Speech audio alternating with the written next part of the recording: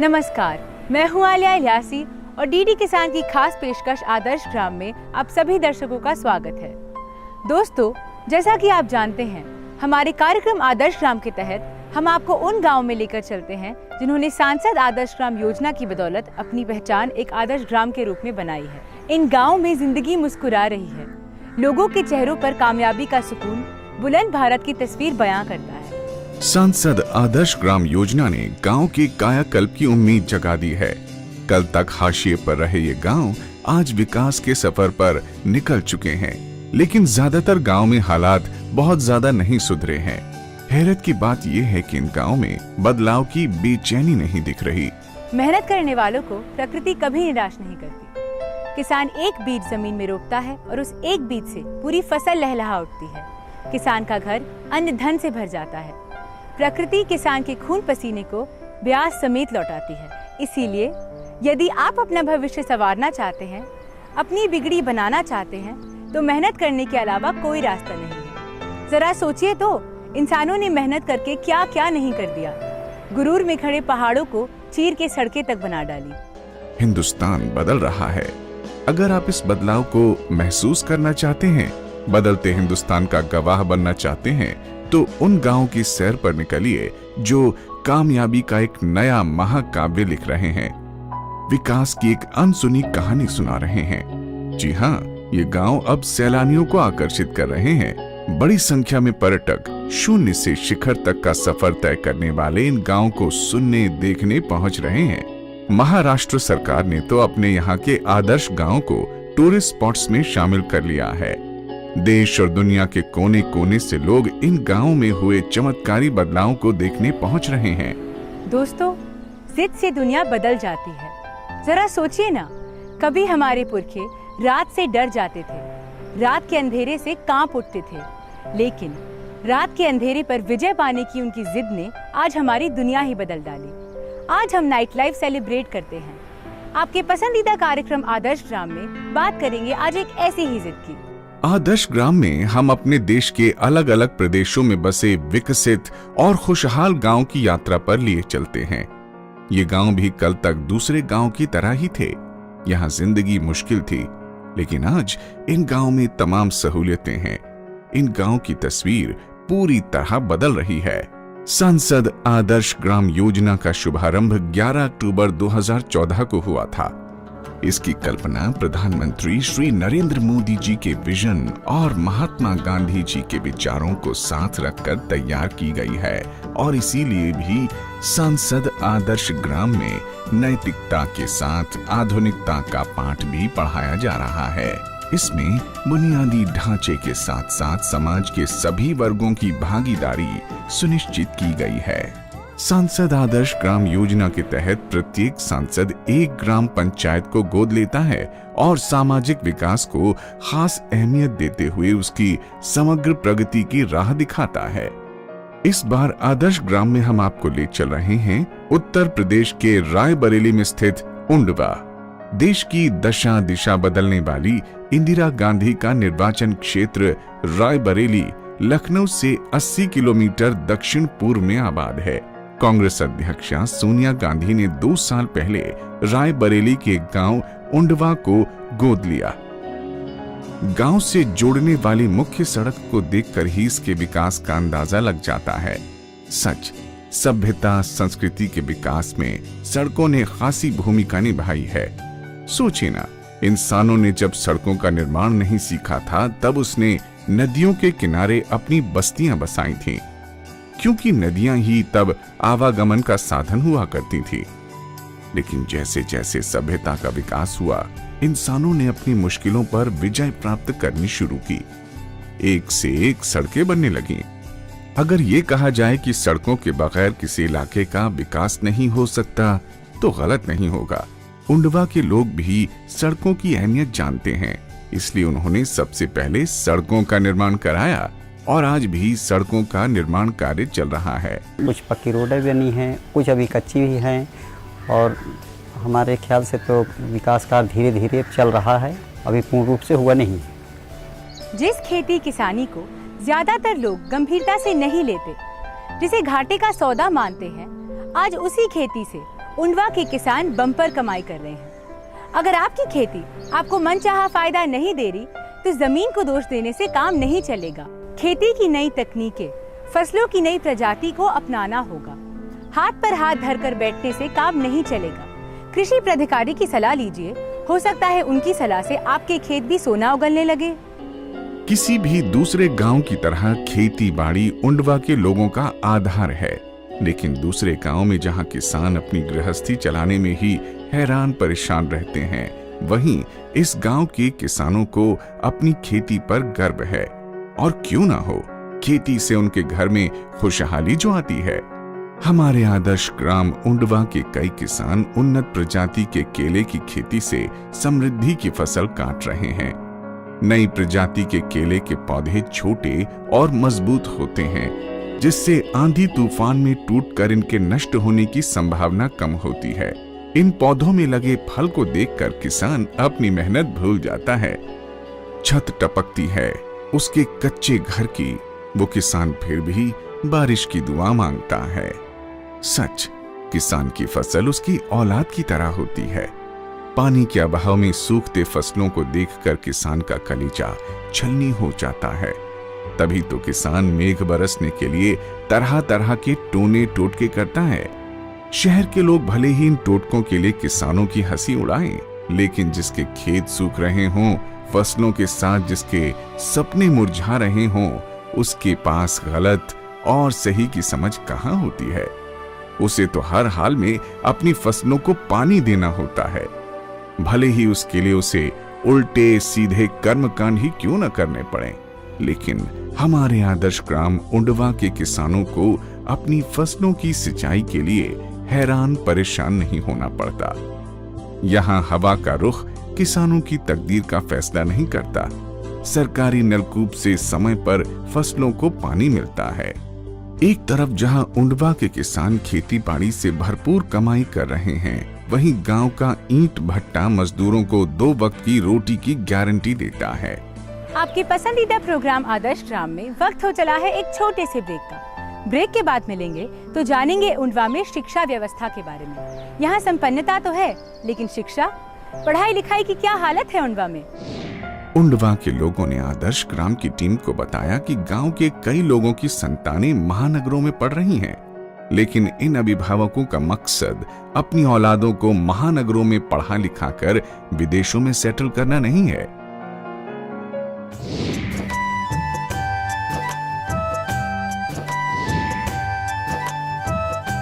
Break के बाद मैं आलिया ल्यासी एक बार फिर आप सभी दर्शकों का स्वागत करती हूँ। आज के आदर्श ग्राम में आप देख रहे हैं उंडवा गांव की विकास यात्रा। सांसद आदर्श ग्राम का नारा, संपूर्ण साक्षरता लक्ष्य हमारा। पढ़ी लिखी जब होगी नारी, घर आएगी खुशियां सारी। गांव की दीवारों पर लिखे ये नारे सिर्फ औपचारिकता भर नहीं है। शिक्षा के बगैर आदर्श समाज की कल्पना नहीं हो सकती। तभी तो सरकार ने निरक्षरों को शिक्षित करने का भगीरथ प्रयास शुरू किया है। लोक शिक्षा केंद्र उसी दिशा में एक कदम है। लोक शिक्षा केंद्र पंचायत के बहुआयामी विकास का एक महत्वपूर्ण केंद्र है। इसके माध्यम से न केवल निरक्षर साक्षर होंगे, बल्कि ये समाज के हर तबके के लोगों को एक मंच से जोड़कर उन्हें अपनी प्रतिभा और कौशल दिखाने का सुनहरा अवसर प्रदान करता है। गरीबी को दुनिया का सबसे बड़ा अभिशाप कहा गया है। जेब में पैसे नहीं हो तो रोटी ही दुनिया की सबसे बड़ी शय दिखाई देती है। भूख विपत्ति से अधिक भयावह महसूस होती है। सच, जेब में पैसे हो तो इंसान बेबस महसूस नहीं करता। उंडवा के बाशिंदों के पास पैसे हैं, इसलिए वो अपने बच्चों की पढ़ाई लिखाई को लेकर जागरूक हैं। यहाँ के लोग बड़े गर्व से बताते हैं कि उनके गांव में 3 स्कूल हैं, 2 प्राइमरी और 1 जूनियर हाई स्कूल। यहाँ जो है 3 स्कूल हैं और 4 आंगनबाड़ी केंद्र हैं, जो कि 2 प्राइमरी विद्यालय हैं, 1 जूनियर हाई स्कूल है। हमारे विद्यालय में 146 बच्चे मौके पर इनरोल्ड हैं। इसके पहले 158 थे पिछले वर्ष, लेकिन इस वर्ष अभी एडमिशन जारी है और अभी जुलाई में और आएंगे। मौके पर 146 बच्चे हैं, बच्चे दोनों मिला के। और यहाँ जो है बाउंड्री वाले बनने को प्रस्तावित, लेकिन अभी आई नहीं है। इन स्कूलों में बच्चे कामयाबी प्राप्त करने का व्याकरण सीख रहे हैं। गणित के कठिन सवाल परीक्षा में अच्छे नंबर ही नहीं दिलाते, बल्कि जिंदगी की उलझनों को सुलझाने का मंत्र भी बताते हैं। उंडवा के पूर्व माध्यमिक विद्यालय के शिक्षक ने बड़े उत्साह से आदर्श ग्राम की टीम को स्कूल में चल रहे विकास कार्यों के बारे में बताया। नया क्लास बना है, इससे 6 महीने पहले बना, उसके बाद अभी वो जल्दी बना, 2-2.5 महीने पहले बना। दोनों अतिरिक्त बने हैं, जल्दी बने। हमारी आदर्श ग्राम की टीम उंडवा गांव पहुंची तो उसने देखा कि शिक्षा को लेकर सारा गांव जागरूक ही नहीं, समर्पित भी है। हमारी आदर्श ग्राम की टीम को बताया गया कि अब से कुछ समय पहले तक यहाँ की लड़कियां स्कूल नहीं जाया करती थीं, मगर आज आदर्श ग्राम उंडवा की लड़कियां स्कूल ही नहीं जा रही हैं, बल्कि डिग्रियां भी हासिल कर रही हैं और ये सिलसिला लगातार आगे बढ़ रहा है। गांव के लोग अब खुशी खुशी अपनी लाडलियों को स्कूल भेजने लगे हैं।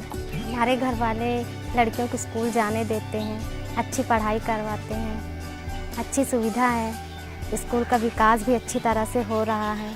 गांव की लड़कियां पढ़ रही हैं, बहुत अच्छी बात है। और पहले नहीं पढ़ी थी, वो बहुत ही मतलब कम पढ़ाई की वजह से उन्हें शिक्षा भी नहीं मिल पा रही थी। अब पढ़ रही हैं तो वो अपने लिए कुछ कर पा रही हैं और आगे भी कुछ कर सकती हैं। वो मेरे माता पिता मुझे अलाउड करते हैं कि तुम आगे जाके पढ़ो और आगे खूब अच्छे नंबरों से पास हो और अच्छा काम करो, अच्छी जॉब्स करो और देश का और अपने माता पिता का नाम हो।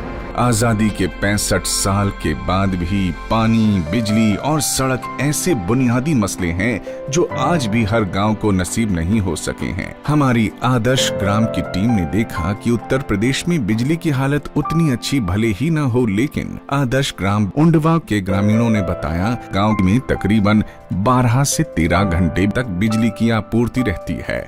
लोगों के घरों में लगे बिजली के मीटर उंडवा की बदल रही पहचान को बयां कर रहे हैं। गांव में साफ सफाई है, नालियां पक्की हैं और लोगों को संतोष है कि उनके गांव में बिजली रहती है। विज्ञान और प्रकृति के अनूठे मेल से तैयार सोलर लाइट से उंडवा की रातें रोशन हो रही हैं और सौर ऊर्जा से यहाँ की रातें दिन का भ्रम पैदा करती हैं।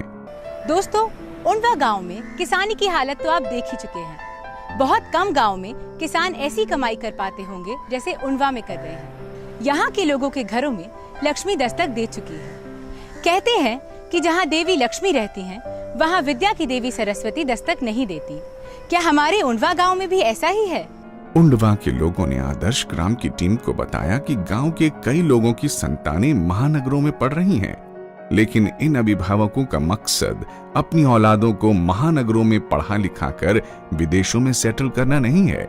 ये चाहते हैं कि इनके बच्चे बाहर से पढ़ाई लिखाई करके वापस अपने गांव आएं और गांव को इतनी बुलंदी पर ले जाएं कि दिल्ली मुंबई से लोग इनके गांव रोजगार के लिए आएं। अमन चैन से भी उंडवा के विकास को गति मिली है। गांव के लोगों की एकता देखते ही बनती है। अगर ये कहा जाए कि गांव में रहने वाले सभी लोगों की एक ही दुश्मन रही है, मुफलिसी, तो शायद गलत नहीं होगा। सालों पहले यहाँ के बाशिंदे ने मुफलिसी के खिलाफ जो जंग छेड़ी थी, वो अब अपना सर दिखा रही है। तभी तो यहाँ आपको हर घर में खुशहाली दिखाई देगी। हमारे आदर्श गांव उंडवा की खुशहाली में यहाँ की महिलाओं की भी सराहनीय भूमिका है। वे पुरुषों के कंधे से कंधा मिलाकर काम करती नजर आती हैं। लड़कियों और महिलाओं के विकास पर ग्राम पंचायत का पूरा ध्यान है। तभी तो ज्यादातर घरों में शौचालय बनवाने के बाद उन घरों में शौचालय बनने लगा है जिनके घर की बहू बेटियों को अब भी खुले में शौच करने जाना पड़ता है। शौचालय यहाँ पर्याप्त है, कुछ लोगों के नहीं है और बाकी शौचालय यहाँ बने हुए हैं। दोस्तों, एक दिन में कुछ नहीं होता। तरक्की के लिए लगातार मेहनत करनी ही पड़ती है। ऐसा नहीं है कि उंडवा को अपनी मंजिल मिल गई है। ऐसे कई काम हैं जो यहाँ होना बाकी है। पानी के लिहाज से रायबरेली डार्क जोन घोषित है। यहाँ के लोगों ने जमीन से अंधाधुंध पानी निकाला, लेकिन जल स्तर को बढ़ाने की वैसी कोशिश नहीं की। नतीजा ये हुआ कि जमीन ने लोगों को चेतावनी देनी शुरू कर दी है। यहाँ के बाशिंदे खारे पानी की समस्या से परेशान हैं। सरकार ने खारे पानी से निजात दिलाने के लिए बेहटा पेयजल योजना की शुरुआत की है, लेकिन जब तक लोगों को बूंद बूंद पानी की कीमत की पहचान नहीं होगी, जब तक लोग जल स्तर को बढ़ाने के उपाय नहीं करेंगे, समस्या का स्थायी समाधान नहीं निकलेगा। इसलिए यहाँ के लोगों को जल के संरक्षण के बारे में जागरूक करने की जरूरत है। पक्के मकानों के बीच बने खपरेल के घर उंडवा की एक अलग ही तस्वीर पेश करते हैं। गांव वाले भी ये जानते हैं, तभी तो उनमें गांव की तस्वीर बदल देने की छटपटाहट है। विकास की छटपटाहट को देखते हुए शासन प्रशासन के आला अधिकारी भी मुस्तैद हो चुके हैं। गांव वाले बताते हैं कि हर 15 दिन पर संबंधित विभाग के अधिकारी उनके गांव में मीटिंग करने पहुंच जाते हैं। यहाँ पर मीटिंग बराबर हुआ करती हैं। यह नहीं है कि 15 दिन ना बीते, 15 दिन पे मीटिंग जरूर होती है। कोई न कोई विभाग की हुआ करती है। अभी जल्दी में स्वास्थ्य केंद्र लगा था और आज जो है राशन कार्ड बनने हैं, जो कि BDO साहब स्वयं आने वाले हैं। 10 बजे का टाइम दिए हुए हैं। हमारे यहाँ बराबर कार्य चलता रहता है इस चीज़ का। पुरानी इमारतें देखभाल के अभाव में दम तोड़ती रहती हैं, खंडहर बनती रहती हैं और हम बेफिक्र बने रहते हैं। लेकिन उंडवा में ऐसा नहीं है। इस पुराने मंदिर को ही देख लीजिए। मंदिर की हालत बता रही है कि गांव के लोगों को अपनी परंपरा से लगाव है। प्रगति को छूने को बेताब गांव वालों के पांव अब भी परंपराओं की जमीन पर अंगद के पांव की तरह जमे हैं। आधुनिकता अगर परंपरा की उंगली पकड़कर चले तो सफर यादगार हो जाता है। उंडवा भी प्रगति के ऐसे ही पथ पर चल पड़ा है। यहाँ वक्त हो चला है एक छोटे से ब्रेक का। ब्रेक के बाद हम देखेंगे उंडवा गांव के कुछ और नए रंग। उंडवा में 4 आंगनबाड़ी केंद्र हैं, लेकिन इस दिशा में अभी बहुत कुछ करना बाकी है। देखिए ना, गांव की लड़कियों को निजी सिलाई सेंटर में जाकर अपने हुनर को तराशना पड़ता है।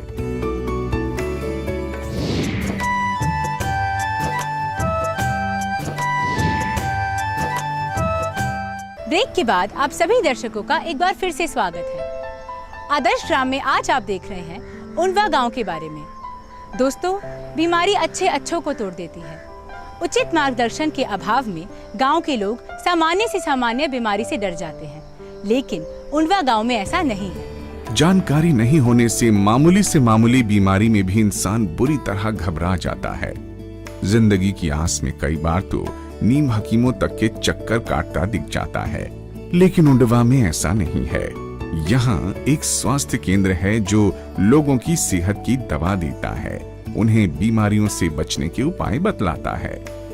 अगर यहाँ समय समय पर मेडिकल कैंप लगने लगे तो न सिर्फ उंडवा बल्कि आसपास के लोगों को भी काफी फायदा होगा। उंडवा में 4 आंगनबाड़ी केंद्र हैं, लेकिन इस दिशा में अभी बहुत कुछ करना बाकी है। देखिए ना, गांव की लड़कियों को निजी सिलाई सेंटर में जाकर अपने हुनर को तराशना पड़ता है। राहत की बात यह है कि सड़कों के विकास की वजह से ऐसे कई सेंटर गांव के नजदीक ही खुल गए हैं। पढ़ाई लिखाई और हुनर से पैदा हुआ आत्मविश्वास उनके चेहरे पर साफ देखा जा सकता है। उंडवा की बेटियां जहां पढ़ाई लिखाई से अपनी किस्मत संवार रही हैं, सिलाई कढ़ाई से अपने पैरों पर खड़ा होने का जतन कर रही हैं, वहीं यहाँ के लड़कों पर क्रिकेट का जादू छाया हुआ है। पढ़ाई लिखाई से वक्त मिला नहीं कि बैट बॉल लेकर मैदान में चौके छक्के जड़ने पहुंच जाते हैं।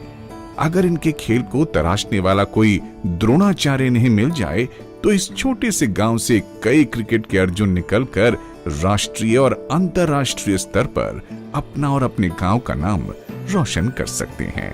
दोस्तों, एक नासमझ को थोड़ी बहुत कोशिश करके समझाया जा सकता है और एक समझदार को समझाने के लिए मेहनत करने की जरूरत ही नहीं पड़ती।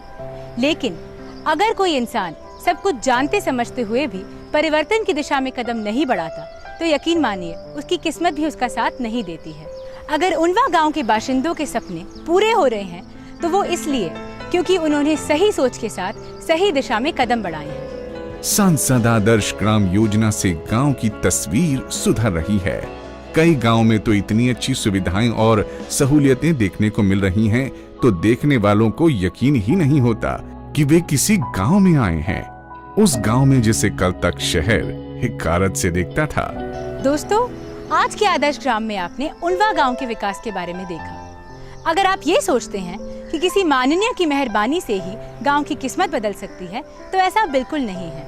जिन गांव में सांसदों ने संभावनाएं देखी, जहां के बाशिंदों में उन्हें तरक्की की झटपटाहट नजर आई, उसी गांव को उन्होंने गोद लिया, उसकी तरफ अपने हाथ बढ़ाए। इन गांव को सरकार की कल्याणकारी योजनाओं का लाभ मिला, जिससे ये गांव तरक्की के पायदान चढ़ते चले गए। अगर आपके गांव में भी बदलाव की बयार बह रही है, आपके गांव में भी उम्मीदों की फसल लहलहा रही है, तो हमें सूचित करना मत भूलिए। हम उसे अपने प्रोग्राम आदर्श गांव में दिखाएंगे, ताकि दूसरे गांव भी बदलाव के लिए प्रेरित हों। हमारा पता है कार्यक्रम आदर्श ग्राम, डीडी किसान, CPC Doordarshan, Asiad village complex, नई दिल्ली 110049। आप टेलीफोन नंबर 011-2378-2373 पर भी संपर्क कर सकते हैं। आप हमें ईमेल भी कर सकते हैं। हमारी ईमेल आईडी है adarshgramddkisan@gmail.com। तो दोस्तों, आज के आदर्श ग्राम के तहत आपने देखा उत्तर प्रदेश रायबरेली जनपद में बसे उंडवा गांव के बारे में। हमारे आज के आदर्श ग्राम में आज के लिए सिर्फ इतना ही। अगर आपके गांव में भी तरक्की अंगड़ाई ले रही हो, खुशियां दस्तक दे रही हो, तो हमें जरूर लिखें। अब दीजिए इजाजत, अगले सप्ताह फिर होगी मुलाकात। मैं हूं आलिया इलियासी, नमस्कार। आदर्श ग्राम के अगले अंक में हम आपको लेकर चलेंगे एक और आदर्श ग्राम की यात्रा पर।